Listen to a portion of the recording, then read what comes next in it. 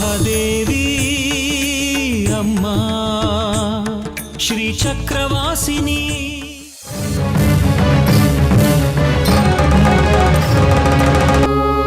ಅವಳ ಮೈ ಮೇಲಿದ್ದ ಗಾಯ ಎಲ್ಲ ಮಾಯ ಆಗಿ ಹೋಗಿದೆ. ನೋಡಿದ್ರ ಅಮ್ಮನವರು ಒಂದೇ ನಂಬಿಕೆ ಅಂದ್ರೆ ಅಮ್ಮನವರು. ನಾನು ಅಂದ್ರೆ ನಿನಗೆ ಅಷ್ಟೊಂದು ಇಷ್ಟನಾ?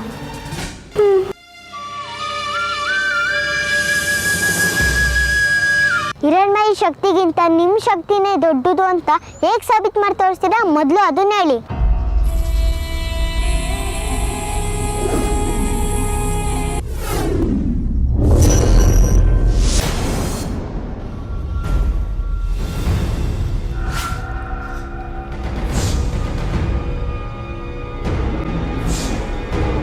ತಗೋ ಇದನ್ನ.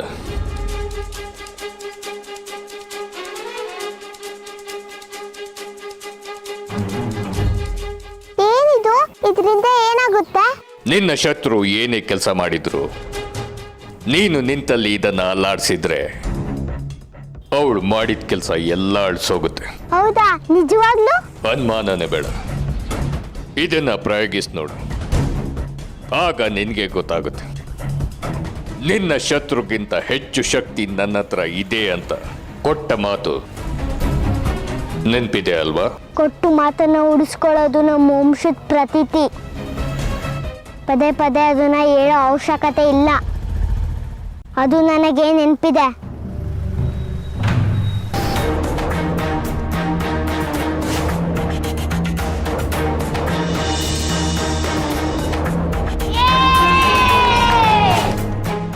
ನನ್ ಮುಂದೆ ಮೆರಿತಿದ್ಯಾ ಅಲ್ವಾ? ತೋರಿಸ್ತೀನಿ ಇನ್ಮೇಲೆ ನಾನು ಯಾರು ಅಂತ.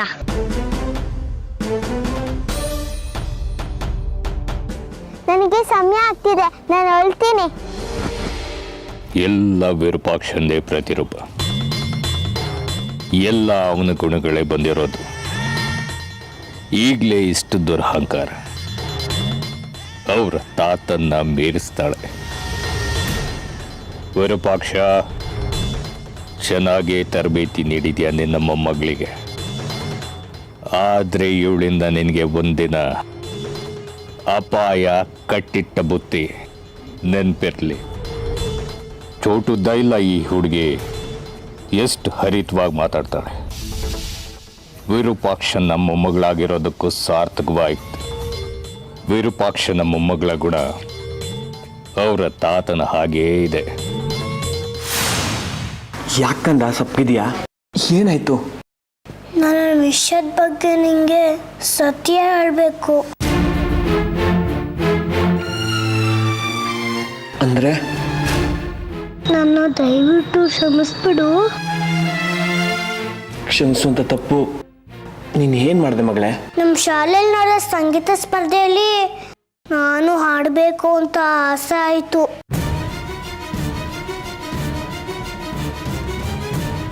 ಅದಕ್ಕೆ ರಶ್ಮಿ ಅಮ್ಮ ನನ್ನ ಶಾಲೆಗೆ ಕರ್ಕೊಂಡೋಗಿ ನನ್ನ ಸ್ಪರ್ಧೆಯಲ್ಲಿ ಹಾಡಿಸಿದ್ರು.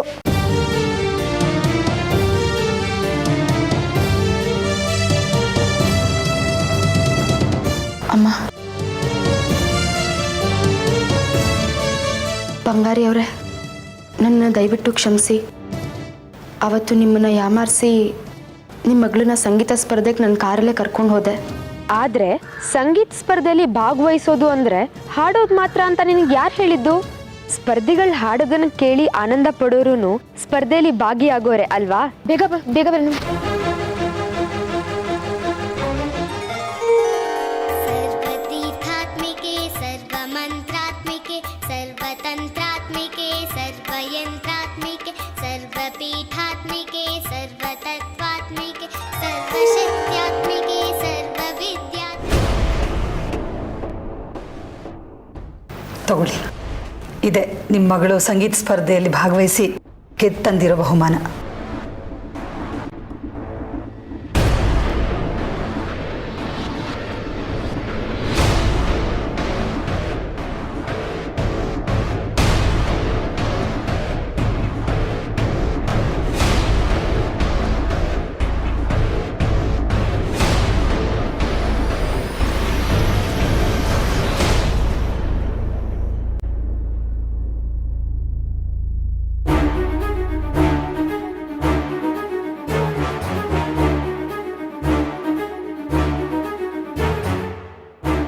ಬಂಗಾರಿ ಅವರೇ, ನಿಮ್ಮ ಮಗಳು ಬಹಳ ಪುಣ್ಯವಂತೆ.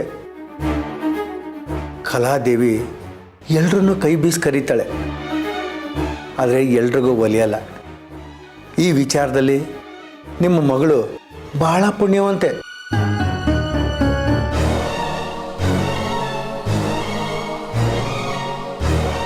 ಕಲಾದೇವಿಯ ಸಂಪೂರ್ಣ ಕೃಪಾ ಕಟಾಕ್ಷ ಅವಳ ಮೇಲಿದೆ. ಬೆಳೀಲಿ ಬಿಡಿ, ಮುಂದೆ ಹೋಗಲಿ. ಅಪ್ಪ ಅಪ್ಪ ಇನ್ಯಾವತ್ತೂ ಸುಳ್ಳು ಹೇಳಲ್ಲಪ್ಪ, ದಯವಿಟ್ಟು ನನಗೆ ಕ್ಷಮಿಸ್ಬಿಡು, ಇನ್ಯಾವತ್ತೂ ಸುಳ್ಳು ಹೇಳಲ್ಲ.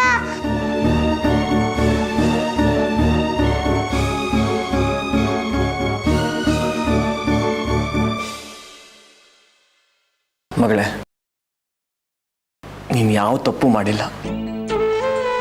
ನೀನು ಚೆನ್ನಾಗಿ ಆಡಿ ಬಹುಮಾನ ಗೆದ್ದಿದೆಯಾ ಅಂದರೆ ಅದು ನನಗೆ ಹೆಮ್ಮೆ ತರೋ ವಿಚಾರ. ಇದು ನಿನಗೆ ಸಲ್ಲಬೇಕು. ತಗೋ.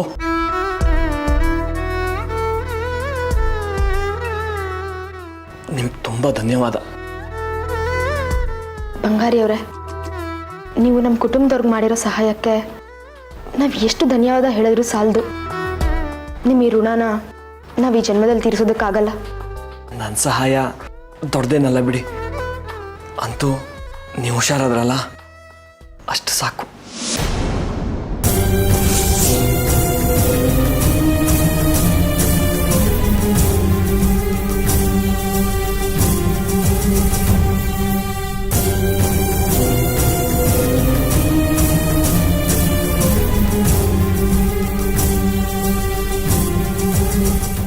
ಎಲ್ಲ ನಿನ್ ಲೀಲೆ ತಾಯಿ. ಅಮ್ಮ ತ್ರಿಪುರ ಸುಂದರಿ, ಕಾಪಾಡಮ್ಮ, ಕಾಪಾಡು.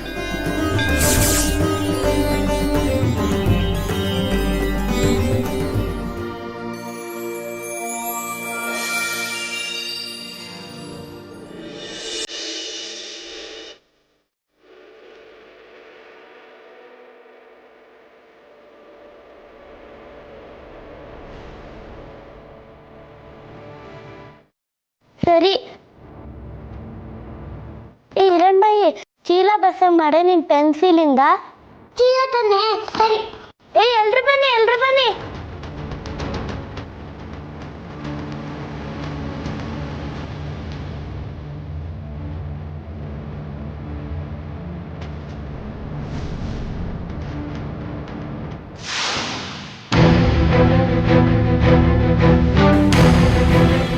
ಎಲ್ಲಿ ಚೀಲ ಬರ್ಲೇ ಇಲ್ವಲ್ಲ? ಹೌದಲ್ವಾ, ಚೀಲ ಬರ್ಲೇ ಇಲ್ಲ. ಇನ್ನೊಂದ್ಸಲ ಮಾಡು. ಸರಿ.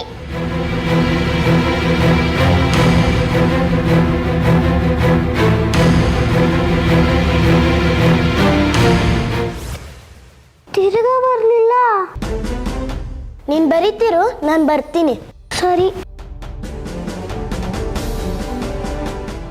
ಏನೈತೆ ಲಕ್ಷ್ಮಿ, ಚೀಲ ಬರ್ಲಿಲ್ವಾ? ಎಲ್ಲರೂ ಒಂದು 3 ಸತಿ ಬರೆದ್ರೂ ಬರ್ಲಿಲ್ಲ. ಅವಳೆಷ್ಟೇ ಪ್ರಯತ್ನ ಪಟ್ಟರು ಬರಲ್ಲ ಬಿಡು. ಇನ್ನೊಂದ್ಸತಿ ನಾನೇ ಪ್ರಯತ್ನ ಪಡ್ತೀನಿ. ಅಂದ್ರೆ ಅವಳು ಬರ್ದಿದ್ದು ಮೂಡಕ್ಕೆ ನಾನು ಬಿಡ್ಬೇಕಲ್ವಾ? ಅದಕ್ಕೆಲ್ಲ ನೀನೇ ಕಾರಣನಾ? ಹೌದು, ನಾನೇ. ಏನೇ ಮಾಡಿದೆ? ಜಾಸ್ತಿ ಏನಿಲ್ಲ, ಅವಳು ಬರ್ದಿದ್ದೀನ ಇದರಿಂದ ಅಳಿಸ್ದೆ. ಅಂದ್ರೆ ಈಗ ಹಿರಣ್ಮಯಿ ಬರೀತಿದ್ದಳು ತಾನೆ? ಹೌದು, ಅದನ್ನ ನಾನೀಗ ಅಳಿಸ್ತೀನಿ.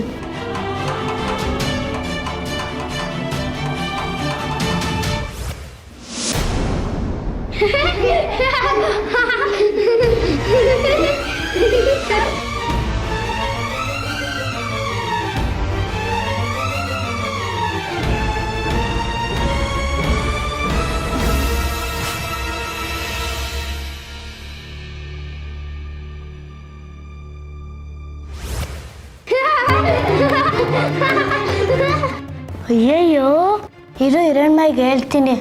ಹೇಳ್ಕೋಗೆ. ಹಿರಣ್ಮಯಿ, ನೀನ್ ಬರ್ದಿದ್ದಲ್ಲ ಸೌಗಂಧಿಕ ಅಳಿಸ್ತಾವಳೆ. ನಿನ್ ತಲೆ ಪುಸ್ತಕ ಇಲ್ಲೇ ಅವಳಂಗ್ ಅಳಿಸ್ತಾಳೆ? ನಿಜವಾಗ್ಲೂ ಅವಳೇ ಅಳಿಸ್ತಿದ್ದಾಳೆ. ಹೌದಾ? ಹೌದು, ನಾನೇ ಅಳಿಸಿದ್ದು. ನಿನ್ನ ಹತ್ರ ಜಾದು ಪೆನ್ಸಿಲ್ ಇದೆ, ನನ್ನ ಹತ್ರ ಜಾದು ರಬ್ಬರ್ ಇದೆ. ಇಲ್ಲಿ ನೋಡು.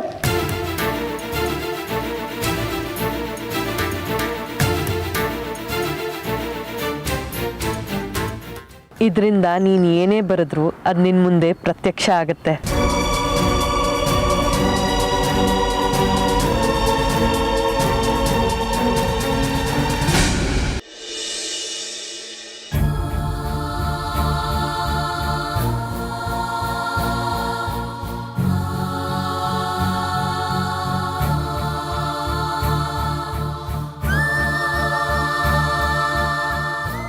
ಬಂಗಾರಿ, ಏನಜ್ಜಿ? ಏನು ಯೋಚನೆ ಮಾಡ್ತಿದ್ಯಪ್ಪ? ನಿನ್ನ ಚಿಂತೆ ನನಗೆ ಅರ್ಥ ಆಗತ್ತಪ್ಪ. ಮೊದಲು ಸುಂದರಿ, ಆಮೇಲೆ ಜಾಜಿ, ಇಬ್ರು ನಿನ್ನ ಇಷ್ಟಪಟ್ರು. ಆದರೆ ಸುಂದರಿಗೆ ಆ ಗತಿ ಆಯ್ತು, ಜಾಜಿಗೆ ಇನ್ನೊಂಥರ ಸಾವಾಯ್ತು. ಇದರಲ್ಲಿ ನಿನ್ನ ತಪ್ಪೇನಿದೆಯಪ್ಪ? ಎಲ್ಲ ಕಾಲ ನಿರ್ಣಯ. ಆದರೆ ನಮಗೆ ಯಾಕಜ್ಜಿ? ನಾವೇನು ಪಾಪ ಮಾಡಿದ್ದೀವಿ? ಇಲ್ಲಿ ಪಾಪ ಪುಣ್ಯದ ಪ್ರಶ್ನೆ ಇಲ್ಲ ಕಣಪ್ಪ. ಎಲ್ಲ ಮೊದಲೇ ನಿಶ್ಚಯ ಆಗಿರುತ್ತೆ.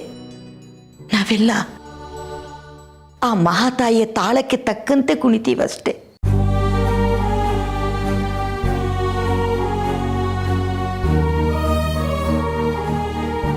ನನಗೆ ನೀನು ಜಾಜಿನ ಮದುವೆ ಆಗೋದೇ ಇಷ್ಟ ಇರಲಿಲ್ಲ. ಆದರೆ ನಿನ್ನ ಮದುವೆ ಎಂಥ ದೊಡ್ಡ ನಾಟಕ ಆಗೋಯ್ತು ನೋಡು. ನಿಮ್ಮ ಜೋಡಿ ನೋಡಿದ ಮೇಲೆ ನಮ್ಮ ಜಾಜಿಗೆ ನೀನೇ ತಕ್ಕನಾದ ಗಂಡ ಅಂತ ಅನಿಸ್ತು. ಇನ್ನೇನು ಬಾಳು ಹಸನಾಯಿತು ಅಂತ ಅನ್ನೋಷ್ಟರಲ್ಲಿ ಆ ವಿಧಿ ನಮ್ಮ ಜಾಜಿನ ಕರ್ಕೊಂಡ್ಬಿಡ್ತು. ಅದೇ ಯಕ್ಷ ಪ್ರಶ್ನೆ ಆಗಿದೆ ಅಜ್ಜಿ.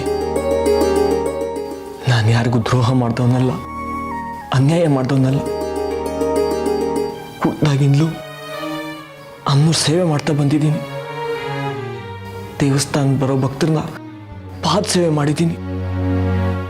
ನನಗೆ ಯಾಕೆ ಈ ಥರ ಪರೀಕ್ಷೆಗಳನ್ನ ತಂದುಬಿಡ್ತಾಳೆ ಮಹಾತಾಯಿ? ಒಂದು ಅರ್ಥ ಆಗ್ತಿಲ್ಲ. ನೋಡು, ಅದೆಲ್ಲ ತಾಯಿ ನಿಶ್ಚಯ ಆಗೋಯ್ತು ಕಣೋ. ಈಗ ನಾವು ಲೋಕ ನಡವಳಿಕೆಗೆ ಬರೋಣ.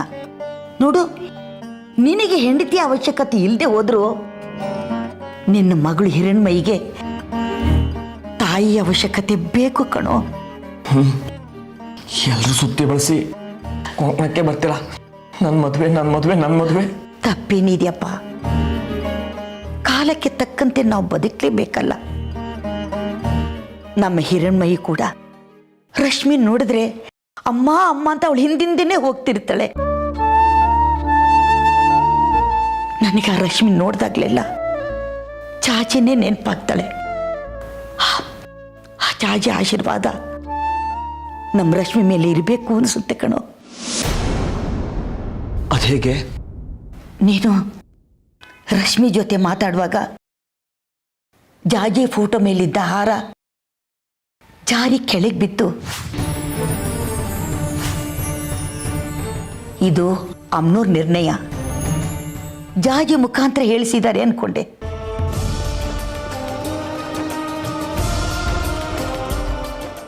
ಅಜ್ಜಿ, ಈ ನನ್ನ ಮದುವೆ ಬಗ್ಗೆ ನಂಗೆ ಮನಸ್ಸಿಲ್ಲ. ಕೆಲವು ಸರ್ತಿ ನಮ್ಮ ಸ್ವಾರ್ಥ ಕಲ್ಲದೆ ಇದ್ರು ಮಕ್ಕಳ ಭವಿಷ್ಯಕ್ಕೋಸ್ಕರ ನಾವು ಕೆಲವು ತ್ಯಾಗಗಳನ್ನ ಮಾಡಲೇಬೇಕಾಗತ್ತಪ್ಪ. ನಾನೇನು ನಿನ್ನ ಬಲವಂತ ಮಾಡ್ತಿಲ್ಲಪ್ಪ. ರಶ್ಮಿ ಒಳ್ಳೆ ಹುಡುಗಿ ಅಂತ ಹೇಳಿದೆ. ನೀನು ಅವಳನ್ನ ಮದುವೆ ಆದರೆ ನಮ್ಮ ಹಿರಣ್ಮೈಗೆ ಒಳ್ಳೆ ದಾರಿ ತೋರೋ ತಾಯಿ ಸಿಗ್ತಾಳೆ ಅಂತ ಹೇಳಿದೆ. ಇದ್ರ ಮೇಲೆ ನಿನ್ನಿಷ್ಟ.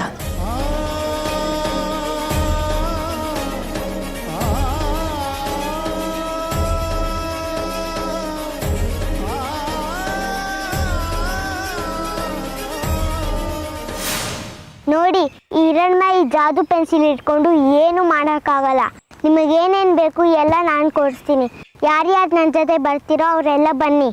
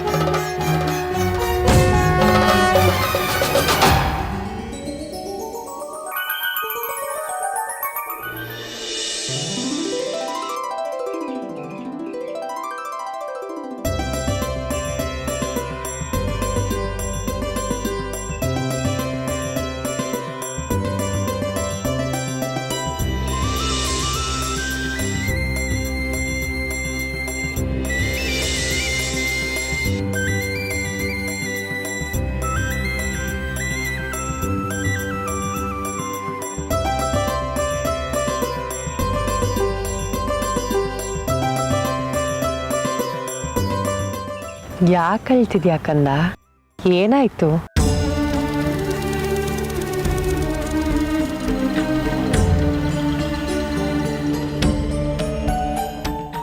ನೀವು ಕೊಟ್ಟ ಪೆನ್ಸಿಲಿಂದ ನಾನು ಏನು ಬರೆದ್ರು ಬರ್ತಿಲ್ಲ. ಹೌದಾ? ಹೌದು, ಇವತ್ತು ನಾನು ಎಷ್ಟು ಸತಿ ಪ್ರಯತ್ನ ಪಟ್ಟೆ ಗೊತ್ತಾ? ಆದ್ರೂ ಒಂದ್ಸತಿನೂ ಏನು ಬರಲಿಲ್ಲ. ಯಾಕೆ ಹಾಗಾಯ್ತು? ನನಗೇನು ಗೊತ್ತು, ನೀವೇ ತಾನೇ ನನಗೆ ಪೆನ್ಸಿಲ್ ಕೊಟ್ಟಿದ್ದು. ನನ್ನ ಪೆನ್ಸಿಲ್ ಬೇಡ, ಈ ಪೆನ್ಸಿಲಿಂದ ನಂಗೆ ಅವಮಾನ ಆಯ್ತು, ತಗೊಳ್ಳಿ.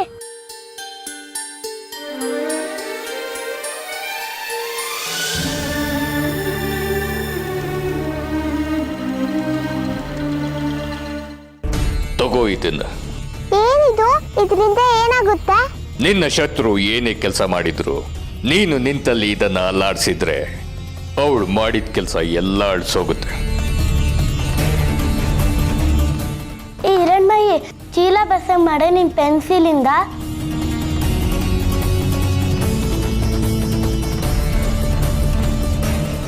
ನಿನ್ನ ಹತ್ರ ಜಾದು ಪೆನ್ಸಿಲ್ ಇದೆ, ನನ್ನ ಹತ್ರ ಜಾದು ರಬ್ಬರ್ ಇದೆ.